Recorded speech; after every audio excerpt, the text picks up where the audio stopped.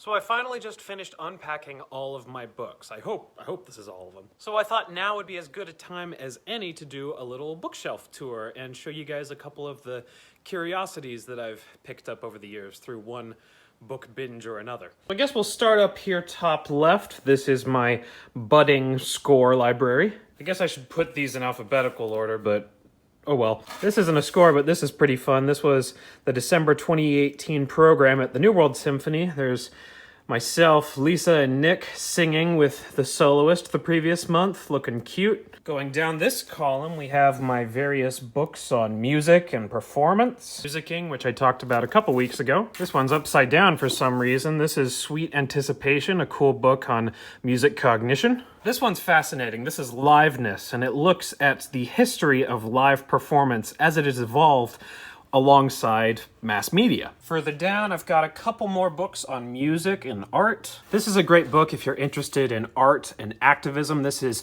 Nadia Tolokonnikova of Pussy Riot, her book, Read and Riot. I've also got a couple books in here on writing. Bird by Anne Lamott is lovely. Ray Bradbury, Zen and the Art of Writing. I'm a big Stephen King fan too, and his memoir on writing is also really interesting. Here's something fun. I found this at a used bookstore in Seattle really cheap. This is Stories of the Great Operas. I like going through and finding these old books.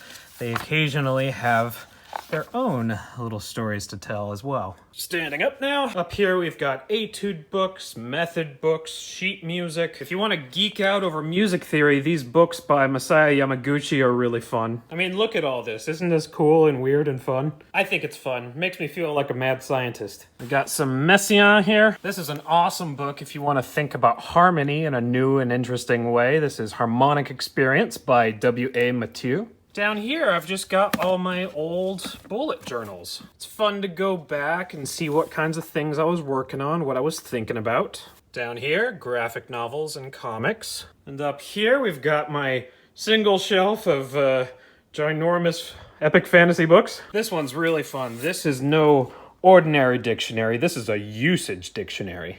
It's all about how words are used, what's colloquial and what's appropriate. Let's find a random entry. Enumerable and innumerable. Though close in pronunciation, these words have opposite meanings. The words should be pronounced distinctly so that listeners won't misunderstand. I like his sass.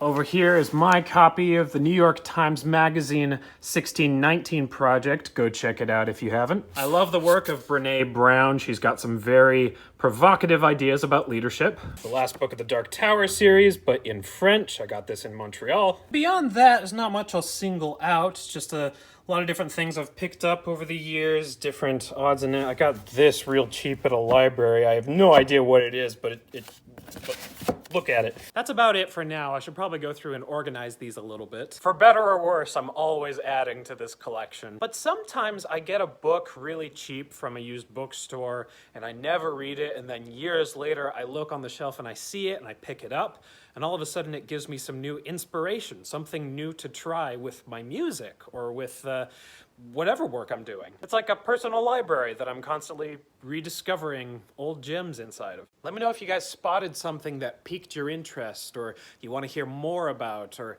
anything you have questions on. I would love to geek out about books with you guys.